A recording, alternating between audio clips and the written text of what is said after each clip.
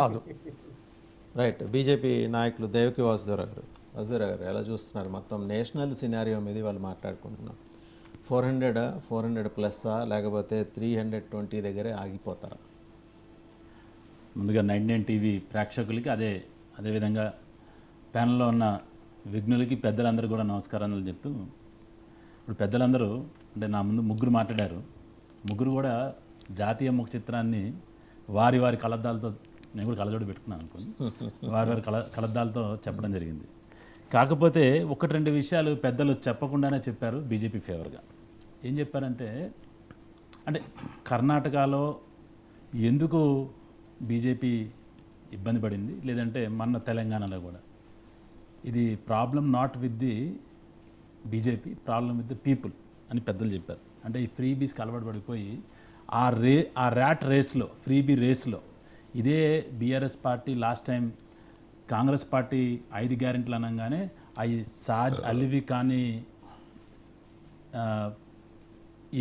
అలివికాని manifesto అని చెప్పి అలివికాని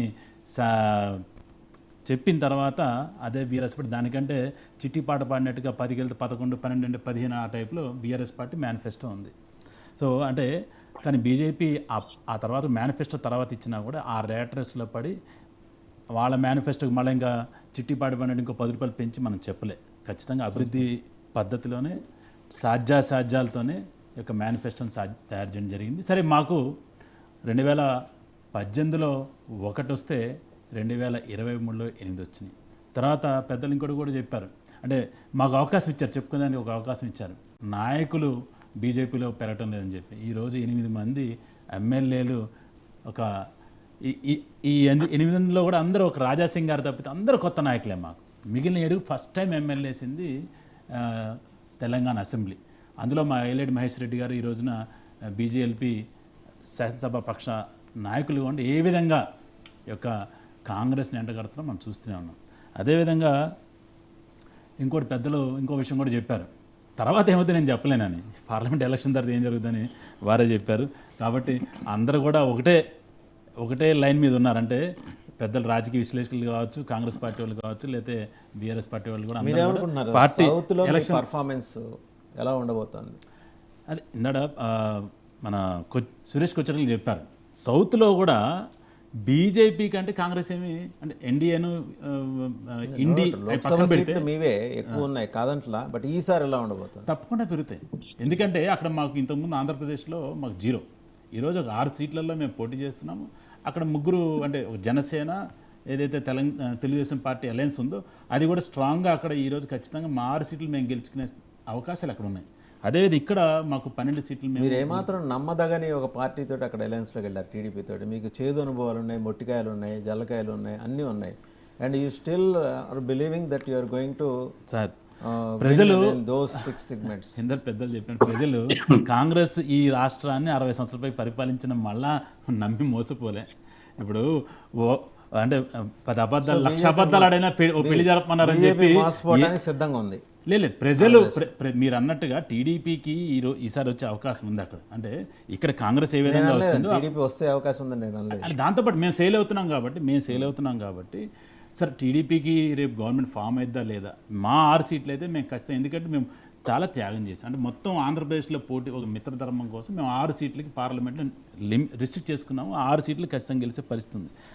ఇంకొక విషయం ఒకటి, అంటే భారతీయ జనతా పార్టీ తెలంగాణ రాష్ట్రానికి ఏం చేసిందని ఒక క్వశ్చన్ మధ్యలో చెప్తే అనేక విషయాలు అంటే చెప్పడానికి కూడా మొత్తం డిబేట్ సరిపోదు. కాబట్టి గత సంవత్సరం పిదపనే మా భారతీయ జనతా పార్టీ రాష్ట్ర అధ్యక్షులు గౌరవనీయులు శ్రీ కిషన్ రెడ్డి గారు, కేంద్ర మంత్రులు ఒక పుస్తకాన్ని శుభ్రంగా ప్రింట్ చేశారు. అందరికి ఒక పుస్తకం ఏర్పాటు చేస్తాం. దీంట్లో అంకెల్ బ్లాక్ అండ్ వైట్లోనే మీకు చెప్పమంటే నేను వచ్చి కూడా వ్యక్తిగతంగా, ఎందుకంటే పెద్దలు కాదు మీలాంటి వాళ్ళకి ఇది తెలిస్తే మళ్ళీ అటువంటి ప్రశ్నలు ఉత్పన్నం కావు. కాబట్టి అవకాశం ఇచ్చి నేను వ్యక్తిగతంగా కూడా వచ్చి దీంట్లో తెలంగాణకి ఏం చేశారు, తెలంగాణకి బీజేపీ ఏం చేసి 9 సంవత్సరాల్లో ఎటువంటి ఫండ్స్ వచ్చినాయి, ఎటువంటి లోన్స్ వచ్చినాయి, కాబట్టి ఇవన్నీ చెప్పడానికి సిద్ధంగా ఉన్నాం. మేము కూడా చెప్తాం, ఎందుకంటే ఇంతకుముందు చాలాసార్లు చెవిటోడు ముందు శంఖం ఊదినట్టుగా చెప్పి ప్రతిసారి బీఆర్ఎస్ నాయకులు అమిత్ షా గారు ఏం తెచ్చాడు, కొత్త చేతులతో వచ్చాడు, లేకపోతే నరేంద్ర మోదీ గారు వచ్చి ఏం చేశారని చెప్తున్నప్పుడు ఇది కాదు బాధ అని చెప్పి శుభ్రంగా బ్లాక్ అండ్ వైట్లో టైప్ చేసి తెలంగాణలో ఈసారి మీరు సింగిల్ డిజిటా డబుల్ డిజిటా అది చెప్పండి. ఖచ్చితంగా 12 డబుల్ డిజిట్, 12 స్థానాలకు ఖచ్చితంగా మేము గెలుచుకోబోతున్నాము. అందులో ఎటువంటి సందేహం కూడా లేదు. రెండోది ఇంకొకటి ఒక మాట లాస్ట్లో నేను క్లోజ్ చేస్తాను. ఎలక్ట్రల్ బాండ్స్ గురించి కూడా ప్రస్తావన వచ్చింది. ఈ రోజున ఈ ప్యానెల్లో ఉన్న పెద్దలందరూ కూడా నాకంటే చాలా పెద్ద అనుభవం ఉన్నవాళ్ళు, నాకంటే వయసులో పెద్దవాళ్ళు. ఈ యొక్క రాజకీయాల్లో ఎలక్షన్స్లో ఏ విధంగా ఇంతకుముందు ప్రభుత్వాలు అవినీతికి పాల్పడ్డాయి, నగదుని ఏ విధంగా వాడినాయి, క్యాష్ డీల్స్ ఎలా చేసినాయి, మందు ఎలా పారించింది, మాంసం ఎలా పారించింది మీరు అందరూ తెలుసు. అది మన మనస్సాక్షి తెలుసు. కాబట్టి ఎలక్ట్రల్ బాండ్స్లో ఇంకేదైనా మాడిఫై చేస్తే బాగుంటుందా, లేదా ఇంకేదైనా దానికైనా సూచనలు అంటే చేస్తే మంచిగా ఉంటుంది. కానీ ఏదైతే మిగిలినదే అభివృద్ధి దేశం మనం మాట్లాడుతున్నామో అక్కడ ఏ విధంగా ఉందో ఇక్కడ కూడా అదే పద్ధతిలో తీసుకెళ్ళాలని ట్రాన్స్పరెన్సీ కోసం సరే ఒకటి సుప్రీంకోర్టు చెప్పింది, it should not be above the RTI అని చెప్పి మీరు వివరాలు ఇమ్మని చెప్పి ఇచ్చారు. ఇది ఇంకేదైనా మంచి పద్ధతి. దీంట్లో ఏదైనా మొత్తానికి ఇంతకుముందు ఏం జరిగింది నాకంటే మీకు బాగా తెలుసు, నాకంటే మీరు ఎక్కువ ఎలక్షన్ చూశారు. ఏ విధంగా అవినీతి జరిగింది, ఏ విధంగా అంటే అసలు దేశాన్ని పరిపాలించింది కాంగ్రెస్ 60 సంవత్సరాలు. తర్వాత ఈ రాష్ట్రాన్ని పరిపాలించింది కాంగ్రెసే. 10 సంవత్సరాలు బీఆర్ఎస్, 10 సంవత్సరాలు టీడీపీ పరిపాలించింది. ఇంతవరకు బీజేపీ పరిపాలించలే ఈ రాష్ట్రాన్ని. కాబట్టి ఎలక్ట్రల్ బాండ్స్ని ఇంకా సమర్థవంతంగా ట్రాన్స్పరెంట్ చేయాలి. పెద్దలు మీలాంటి సూచనలు చేస్తే ఖచ్చితంగా భారతీయ జనతా పార్టీ తీసుకొని సిద్ధంగా ఉంది. అదేవిధంగా అట్లీస్ట్ సిస్టంలోకి వచ్చినాయి డబ్బులు, మీరు గుర్తుపెట్టుకోవాల్సిన సిస్టంలోకి వచ్చినాయి. అది సరే, దానికి ఎవరు చెప్పే నిర్వచనం వాళ్ళకు ఉన్నా సరే, ఈ రోజున నాకు ₹1,00,000 పార్టీకి వచ్చిందంటే ₹1,00,000 నేను మళ్ళీ అఫీషియల్ ఖర్చు పెడితే అది నలుగురికి మళ్ళీ వైట్లోకి వెళ్తే దాని జీఎస్టీ కావచ్చు, ఇంకోటి కావచ్చు, అన్ని రకాలకి వెళ్తే మళ్ళీ దాని మీద ఒక సర్క్యులేషన్ అవుతాయి. సిస్టంలో డబ్బులు సర్క్యులేట్, బ్యాంకుల ద్వారా సర్క్యులేట్ అవుతాయి. ఒకప్పుడు జన్ధన్ ఖాతా అంటే నవ్విన వాళ్ళు ఈ రోజున మీరు అదే పార్టీలో కూడా వెళ్ళినా సరే కూరగాయలు కొంటే కూడా ₹10 కూడా మనం ఈరోజు ఫోన్పే, గూగుల్ పే చేస్తున్నాం. కాబట్టి ఆర్థిక వ్యవస్థకి పెరగాలి అంటే నగదు దాంట్లోంచి పోవాలా.